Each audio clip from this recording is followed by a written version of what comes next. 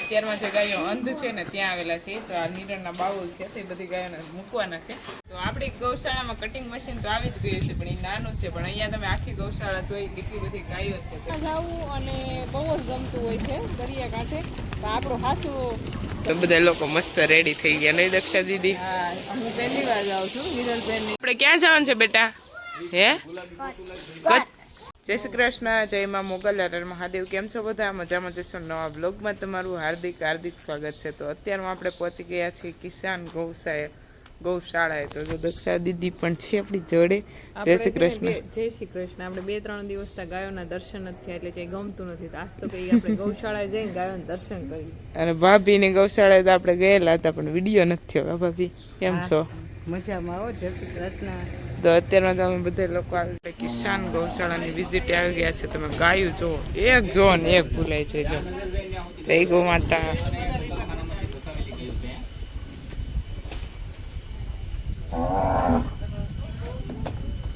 જો નિરાધાર ગાયોની ગૌશાળા ઉપર આપણે આવી ગયા છીએ અને આ લોકો ગાયો જોવે છે.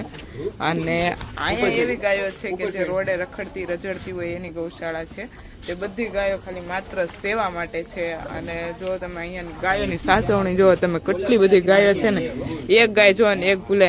આમાં જાજી ગાયો એવી છે કે કતલખાને જાતી હોય ત્યાંથી પાછી લાવી અને સેવા થાય છે. કિસાન ગૌશાળા વાળા ભાઈનું બહુ મસ્ત કામ છે. અહીંયા આવી અને અમને લોકોને બહુ ગમ્યું અને ગાયોનો નજારો જોવાની જ અત્યારમાં મજા આવી ગઈ. અને પહેલી એવી ગૌશાળા છે કે એટલી ગાયોની મેં વિઝિટ કરી. તો અત્યારમાં સમય થઈ ગયો છે ગાયોને તેના શું કહે જગ્યાએ અને વાસરુ પાસે જવાનો. તો અત્યારનો જો ગાયોનો આગળ વાડો છે એ ખોલવાનો છે. તો બધી ગાયો લાઈન ટુ લાઈન જશે એના વાડામાં. અને તમે જુઓ સામેથી આવશે. અત્યારમાં જો ગાયોનું ધણ છૂટું થયું છે. આમ જો ઓહ નજારો તમે એક વખત જો ગાય.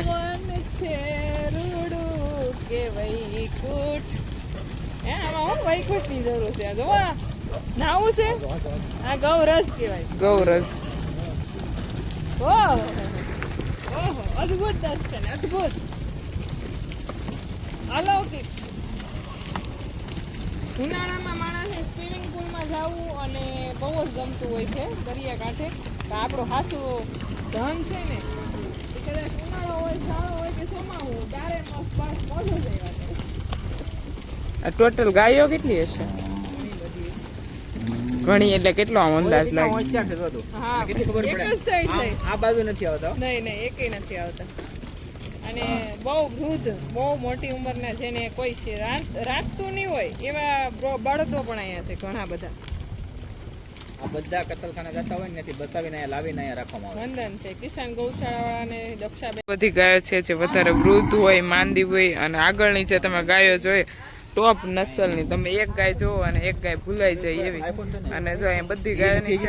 ત્યાં તો આપણે બધી ગાયોના દર્શન થઈ ગયા છે. પણ અત્યારમાં આપણે એ વિભાગમાં આવી ગયા છે કે જ્યાં ગાયો માંદી હોય, જે વાસરુના બચ્ચા ના હોય એ વાસરુ જો નાના નાના જે મા વગરના હોય. અને આ ગાયની સર્જરી કરેલ છે, જે કમોડી, જેને જે શિંગડા હોય ને એની અંદર જીવાત થઈ ગઈ હોય ને એની જે ટ્રીટમેન્ટ કરવામાં આવે ને પછી ગાયો અહીંયા રાખવામાં આવે. અને જો અહીં પક્ષીનું પણ સાથે સાથે કેટલા મસ્ત માળા અને બધી ગોઠવણી કરેલી છે.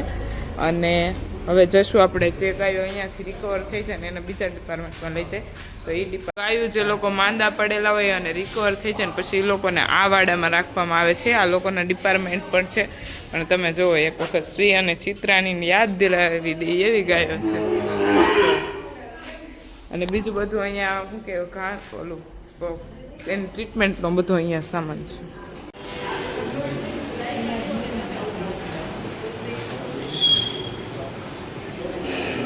છૂટી હતી ને પછી ત્યાં ગયા. પછી એવી જગ્યાએ ગયા કે જ્યાં ગાયો બધી મિલ્કિંગમાં છે ત્યાં આટો માર્યો.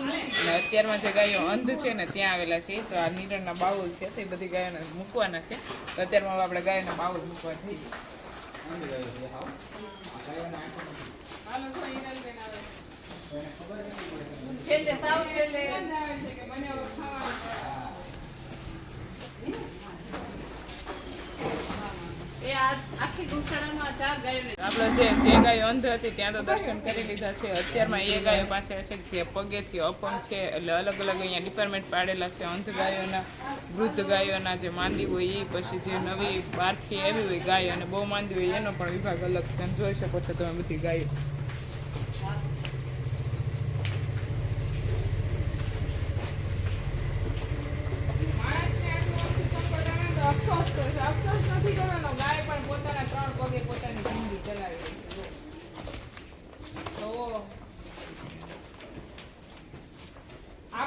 પગનો જોડીનો ઉપયોગ કર્યો. આ શેનો ઉપયોગ કર્યો? ઓહ,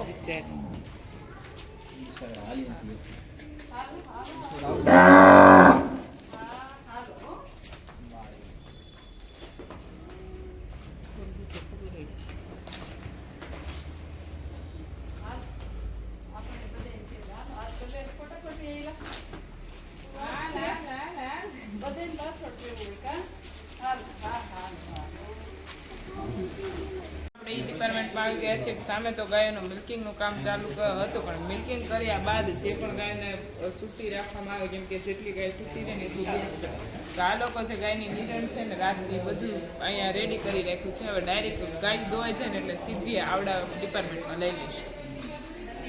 તો આપણી ગૌશાળામાં કટિંગ મશીન તો આવી જ ગયું છે, પણ એ નાનું છે. પણ અહીંયા તમે આખી ગૌશાળા જોઈ કેટલી બધી ગાયો છે, તો એનું કટિંગનું કામ સવારમાં 4 વાગ્યામાં વહેલા થઈ જાય. તો અહીંયા જો આ બધી નિરણ લીલી આવી ગઈ છે અને અહીંયાથી બધું કટિંગ થાય છે ગાયો માટે. એટલે હિરલબેન આપણે મશીન લે ખરા એ પાકું છે. નહીં જોવે છે હજી કેવું લેવાય કે નહીં એમ. અદભુત આપડી નીકળવાનું છે બહાર જવા માટે. તો પ્રકાશભાઈ જો સવારમાં ગાડી ધોવા મીણા છે અને અહીંયા અમે બધા લોકો મસ્ત રેડી થઈ ગયા, નહીં દક્ષા દીદી? હા, હું પહેલી વાર જાઉં છું. હિરલબેન ની કદાચ બીજી વાર જતા છે. આપણે જવાનું છે કાંચ, અને કાંચ છે ને કચ્છ નહીં દેખા તો કુછ નહીં દેખા. અને ગૌશાળા, ખાસ તો ગૌશાળા માટે જઈએ. તો અમારે લોકોને છે ને ગૌશાળાની વિઝિટ કરવી છે, એટલા માટે જઈએ છીએ. કેમ કે ગૌપાલક છે તો કંઈક નવું શીખતા રહે રોજ, એના માટે. તો એટલા માટે આપણે કચ્છ જઈએ છીએ અને એ બાને જે માતાજીના દર્શન કરવાના છે, તો દર્શન બધું કરી આવે. આપણે ક્યાં જવાનું છે બેટા? હે કચ્છ જવાનું છે? તારે આવવાનું છે? ના ના, જો ભાભી રેડી થઈ ગયા છે. જય શ્રી કૃષ્ણ. ક્યાં જાવ છે ભાભી? કચ્છ જવું. તમારે? બધાને કચ્છ જવું છે. બધા જો કચ્છ જવા માટે રેડી થઈ ગયા. તને નથી લઈ જવાનું? હો, કેમ?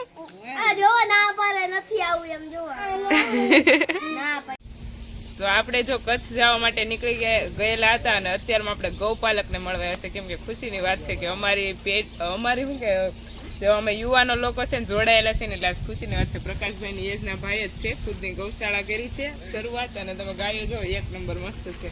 અને પાછી પ્લસ ભાઈને ખુદની જમીન નથી અને તો પણ ગાયોનું ગૌપાલન કરે છે. અને અહીંયા જો તેના પ્રકૃતિના ખોળે લીમડાની નીચે બધી ગાય છે. અને ભાઈએ તેની ગૌશાળાની થોડીક આપણને ડિટેલ આપશે. હાલો, મારું નામ દાણીધારિયા પાર્ટ છે. ગામનું નામ નાના ગઢેરિયા, રોલ તાલુકો અને જિલ્લો જામનગર. અને આ આપણી બધી ગાયું છે. આપણે બધી ગાયું શોખથી રાખી છે. અને આ ભાઈનો શોખ જ છે ગાયોનો. અને સ્ટાર્ટિંગ કેટલી ગાયો હતી? સ્ટાર્ટિંગ એક નાની વાછડી હતી. અને આપણી ઘરે જો ઘોડી આવી ગઈ છે, આ ભાઈની જ છે. હજી ઘોડીના દર્શન તમને નથી થયા, પણ એ ઘોડી આપણી પેલા ઘરે પહોંચી ગઈ છે. અમે તમને ઘરે જઈને બતાવશું. આપણે જો ત્યાંથી મસ્ત જમી અને ગાયોના દર્શન કરી અને નીકળ્યા હતા. અને અત્યારનો લાગી છે મસ્ત નાસ્તો કરવાની ઈચ્છા થઈ છે બધા લોકોને. તો આપણે નાસ્તો કરવાનો છે, તો અહીંયા ઊભા રહી ગયા છીએ નાસ્તો કરવા માટે.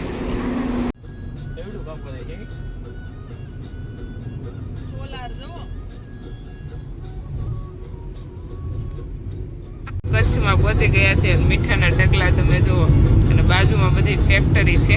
તે મીઠાની સાફ સફાઈ થઈને પેકિંગ થઈને, નહીં દક્ષાબેન? એમને એક બાજુ સફેદ આખો ઢગલો, એક બાજુ પાછું માટી જેવો. એનું કારણ એનું એવું હોય. આપણે જો અત્યારમાં કચ્છની ધરતી ઉપર પહોંચી ગયા છીએ અને રોડ ઉપર છે. તો આપણે રોડ ઉપર નજારો બહુ મસ્ત હતો, તો અહીંયા ફોટા પાડવા માટે ઊભા રહી ગયા. અને પછી હવે આપણે જવાનું છે ધીમે ધીમે કરતા આગળ. પછી કીધું હાલો હવે આપણે જાય આપણી રીતે. એટલે મૂકીને વહી જવાનું ભાભી. હા, આવું ન કરે ભાભી. હે પૂજા ભાભી? પૂજા ભાભી થાકી ગયા તો મૂકી તોય જો મૂકીને વયા ગયા હતા તોય તમે પાછળ આવ્યા, ભેગા તો થઈ ગયા. હા, તો અમને ખબર હતી તમે આવશે એટલે અમે અગાઉ આવી ગયા.